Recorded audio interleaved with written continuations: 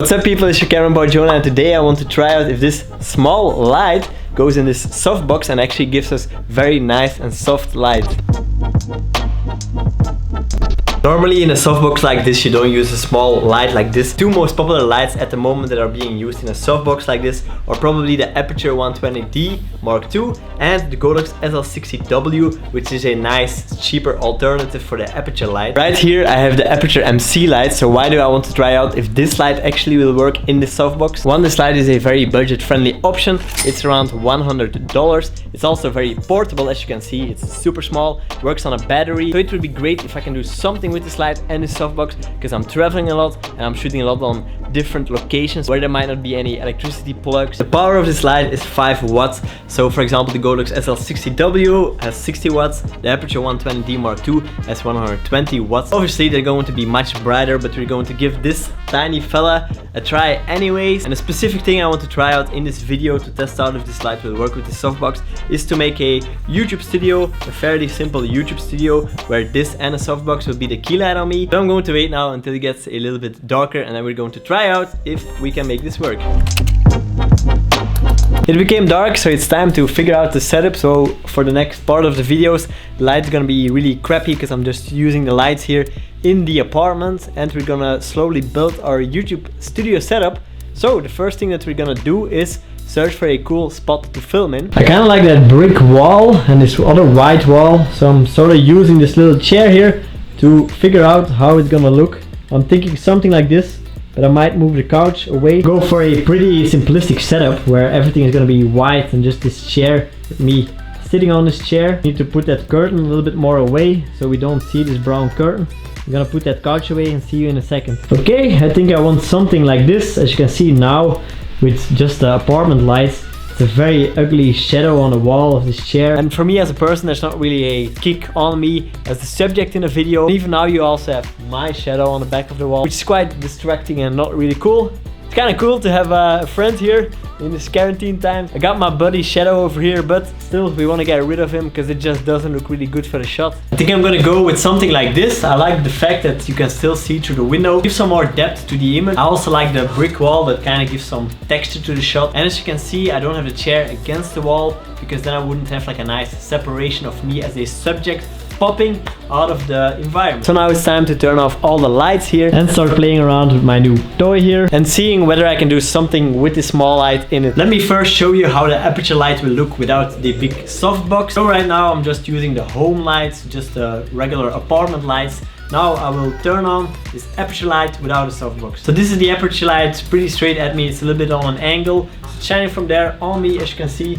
It's pretty harsh light because I have this big harsh shadow on the wall. But if for some reason you only have this Aputure light, you don't have a softbox that you can use, a little tip that I have for you people is bouncing it against a wall, preferably a white wall. Of course, it's gonna give the nicest bounce. So that's what I'm gonna do right now. I'm going to bounce the Aputure light to that white wall that's gonna reflect back on me. So let's check the difference. This right now is the Aputure light bouncing against the white ceiling here. So this is how that looks. And this is the Aputure light shining against that wall. As you can see, you can do something with this technique, but they're not really the best options for this particular setup right now. So it's time to try it out. Let's put it in this giant softbox and see if we can kind of simulate the Aputure 120D or some sort of key light shining onto me as a subject. Right now we have the Aputure light in the softbox. I'm pretty curious myself to see how it looks. I'm gonna check it out first before I keep talking about it. To be honest, I think it looks pretty amazing. I'm kind of even mind blown almost that small light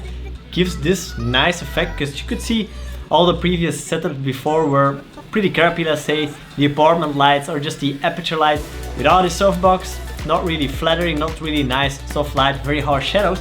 But now, as you can see, pretty clean backgrounds, very nice light on me as a subject. Now one of the disadvantages I see immediately is the fact that it's not that powerful, of course. Right now I'm shooting with the following settings. I have my shutter 1/50, then I have my aperture at f1.4 and my ISO is at 400. So my aperture is 1.4, that lets in a lot of light. If I would be shooting on an f-stop like 2.8 or let's say even higher, I would have to crank my ISO quite a bit already. That's of course not optimal for the best quality. Now let's say if it's just for shooting a YouTube video and I'm shooting for example on a Sony a7 III, I can easily go up to 2000. I would even say that 4000 is acceptable for a majority of YouTube work, and that's still pretty mind-blowing to do it with a $100 light that has this size and actually has a battery, so I could take the setup wherever I want. I could even make some setup on the street with this because it's really portable. I could place it everywhere without needing access to electricity. I actually have 2 more of these Aputure lights, so let's check out if we can make the background have some cool color and actually maybe have one of them separate me a little bit more even from the background by being like a rim light, a backlight onto me. So let's do that. One of the cool things about these Aputure lights is that they are magnetic, so you can attach them to some metal or something. Right now I actually have one of them attached to the poles here of this chair that I'm sitting on, and it's giving kind of like the steel background light, which makes the shot even a little bit cooler. So now let me try to get some backlight on me to get even a little bit more of a separation of me and the background. I'm gonna go for this kind of orange look, and I want to kind of have some effect like this for some more separation and actually also some more cool colors going on. Now I'm trying to find out where I can place it. That's a little bit difficult, so give me a couple seconds and we can see if this is a cool addition to the shot as well. Checking out how the addition of this extra light kind of looks. I don't necessarily like it because, well, since these Aputure lights are pretty harsh without the softbox, it again creates this kind of shadows. Or for example, if I'm doing this, you have this shadow. Because of the small lights, I would really want this light to shine from here so it doesn't cause any shadows on the walls behind me, on our background, let's say, because the light comes from behind me. Now it's a bit difficult to find a way to set it up. So yeah, let me quickly check if I can find a solution for it. So this is actually how the current setup is looking. We got a nice key light here on me. And we have this Aputure light attached to the chair thanks to the magnets. And it's shining to that wall. And then we had this one on a water bottle.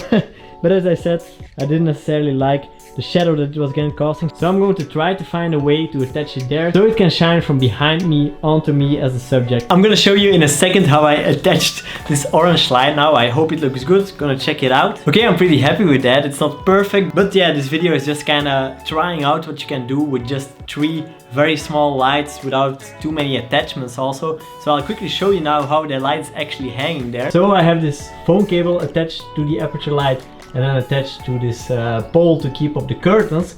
That's how it looks. Let me now quickly show you the full setup that we ended up having. So our Aputure inside this big softbox giving us the key light. Then one Aputure attached here with the magnets to this frame of the chair, shining back against this wall, giving us this blue hue. And then this orange one nicely attached with a phone charging cable, giving us sort of a rim light and just an extra layer and dimension of color in the shot. I'll show you now how the apartment actually looks without any of the lights turned on. I keep the same settings. That will give an accurate image of how dark it really is here and how much effect these small lights actually make in the room. So I'll quickly do that for you now. And this is how the shot looks without any of the lights turned on. As you can see, really not usable at all to shoot a video in. Now we have the one Aputure light shining as a key light on me. Already looks super good. But now let's add in the second light. Adding in the blue light for some nice color contrast and some lighting up of the background. It also provides a little bit more of a separation. Adding in the orange light for a bit of a rim light and extra color and kind of like layers in the shot. I hope you enjoyed watching this video, and it actually shows you that you can do a lot with not so much. As you remember from the beginning, just using the one Aputure light in the softbox already gave such a professional look compared to just using the lights of the apartment or using the Aputure light without a softbox, which was nice light in the sense of colors, etc. But just the harsh shadows were like really not done and not flattering at all for the subject, being me, or the environment. But using this actually really looks professional. It's on batteries, it's super small, it's super portable, so really cool. It's also pretty affordable because one of them is $100. So for this entire setup, it's like $300. I think the softbox was something around $100. And then this light stand of 30 euros, I think. And you can really create a cool studio wherever you are. I'm pretty happy with this. So your camera boy Jona out. I'm gonna enjoy my new studio from now on. See you in the next one.